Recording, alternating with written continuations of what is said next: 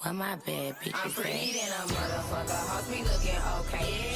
So hey you guys, welcome back to my YouTube channel. My name is Millionaire Mo, or you can just call me Mo. On this channel we talk everything real estate, solo traveling, and self-discovery through solo experiences. So if that's something that you're interested in, please stay tuned for more videos. Like, comment, share, and subscribe.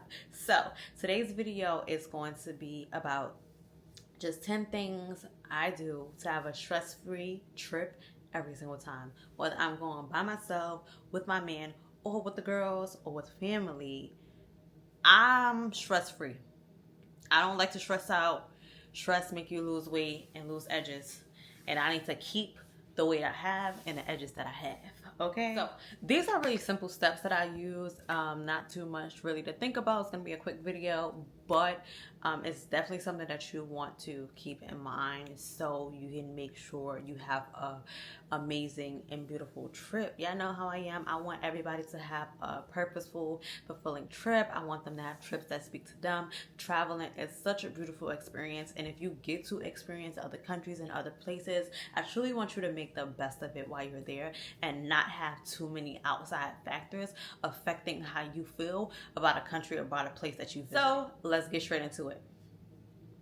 Number one, go alone. Go alone. If you can, go alone. Solo travel is a beautiful thing. I'm always going to recommend it at least one trip a year if you can, or at least once in your lifetime if you can, and see if you like it. Yes, there are some stress factors that come into play when you are alone, but you know how to manage yourself. You know how to manage problems and get over it. And you'll find that you have so much less concern when you're by yourself. Because all you got is you. And if you are hyper independent or the only child, or you just been doing this by yourself for so long, you just been taking care of yourself for so long, you gotta cover it, please. Okay. Number two, have enough cash accessible. So this don't necessarily mean like, cash on hand, but this could easily mean like you can withdraw money at any time. Like your bank account is good, you don't really have no travel restrictions on your account, you're able to withdraw the money you need. Emergencies happen, a lot of things go into play. You might need a taxi, or you might just need something and you want to have it accessible. So just make sure you have enough cash so you can be stress-free. When your money start getting funny, you start acting funny. Okay. Number three, plan an itinerary, but be flexible. Know what you want to do, have an outline for the day, have a schedule. You don't necessarily have to have things booked unless things get sold out. On certain trips I went on, it's like I had things in mind, but I didn't know if I wanted to do it or not, so I kind of booked as I went. But if you know something that's extremely popular, girl, reserve it, book it. Get that out the way. If you really want to do something, like if you're 100% sure, but you want to give you want to give yourself a little wiggle room just in case something's happening, or you're just not feeling well, you're not really feeling up for it. But you want to make sure you have an idea in mind, what to do, where to go. Especially with dinner restaurants, oh my gosh, finding places to eat good food is so hard. Y'all know how I feel about my food. Like, just make sure you did your research. You don't want to get to another country and you realize you really don't like what they have to offer here. So that's another thing. Number four, travel with like-minded people. I love a girl trip, love a vacation, but make sure y'all are equally yoked. Make sure y'all like to do the same things. Make sure you have the same description of fun. What's fun to you is fun to them. If they are a heavy drinker, make sure you're a heavy drinker, or you don't mind being with heavy drinkers. If they're not a drinker, make sure you're not much of a drinker, because you just want it to be more of a balance. Or if it's a big group trip, you just know you're dealing with a lot of different personalities, and you want to be able to mesh well kind of with everybody for a stress-free vacation. Number five, pack light. In my last video, you will see me explaining how I pack for my 5 to 6 day trips in a carry-on, and just my thought process with that. You just want to pack light. You don't want to have to carry too much. You don't really want to have to check your bag. All your belongings are with you. If you are on connecting flights, you know that your luggage is not getting lost. You have it with you the whole way. Nobody's in your stuff. Just pack very light, okay? If you can, pack light. Number 6, pay for convenience. when I mean, yo, listen, pay for convenience is like my middle name. So prearranging your airport shuttles or you know, private cars, private drivers for the trip, depending on where you at, or if you renting a car, pay for convenience, pay for accessibility, pay to have a good time. Like, even when it comes to accommodations, know where you're staying at. If you're so far out, that's like so inconvenient. Like, don't get Airbnb because it's cheap and it's way in the middle of nowhere. And now every time you gotta go somewhere and you gotta rent a car to get a taxi, it's taking all day to come, or the taxis it's $50-$60 per way.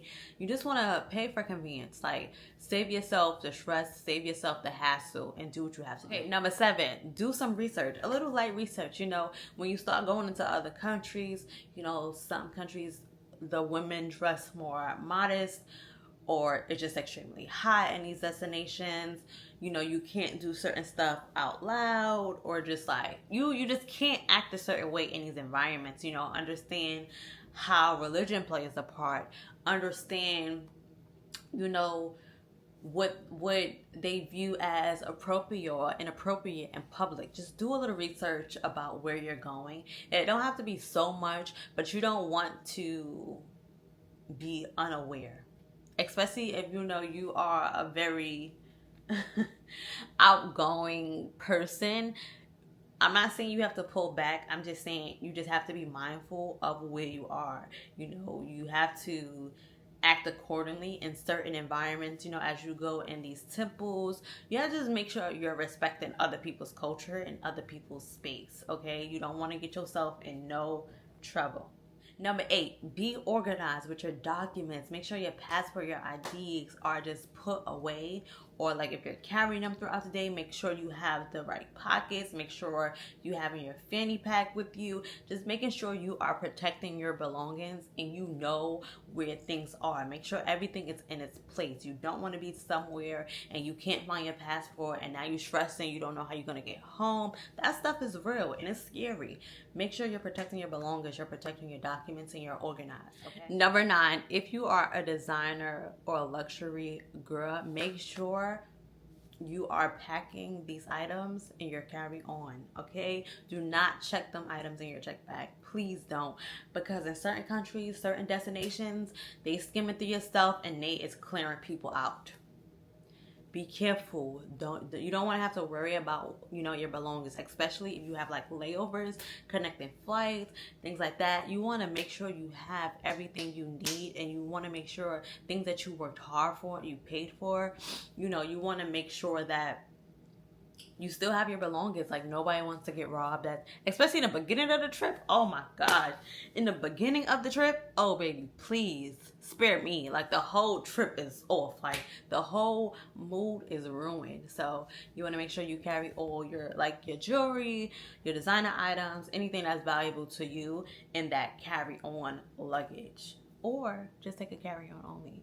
Or you can leave that stuff at home. Like, you know, just try to find cute alternatives to take with you on vacation that still give you the look that you want, but it's not as expensive. So if anything was damaged or stolen or lost, you will be okay. Number 10, arrive to the airport early.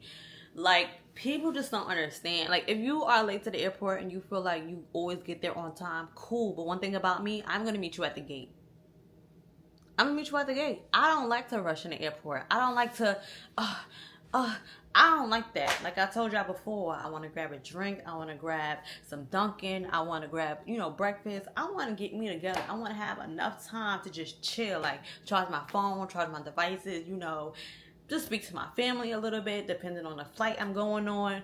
You know, just make sure I'm good. I don't like to rush. Arrive to the airport early, especially in other destinations, because chances are, if you're not in like a really big airport, flights are not leaving out there so often to your destination.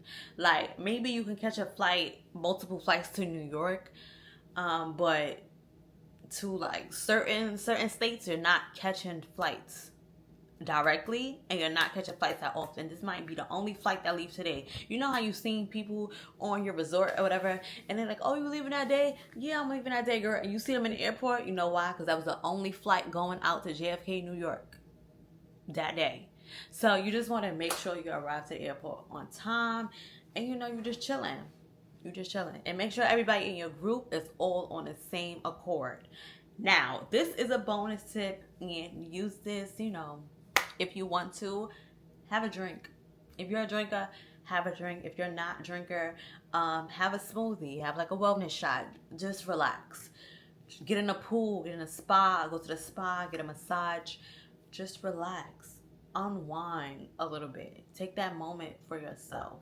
You know, if you're with a group, you're with your man, take a few minutes to yourself to gather yourself, gather your emotions, especially in the morning. I love a good morning, like, unwinding session.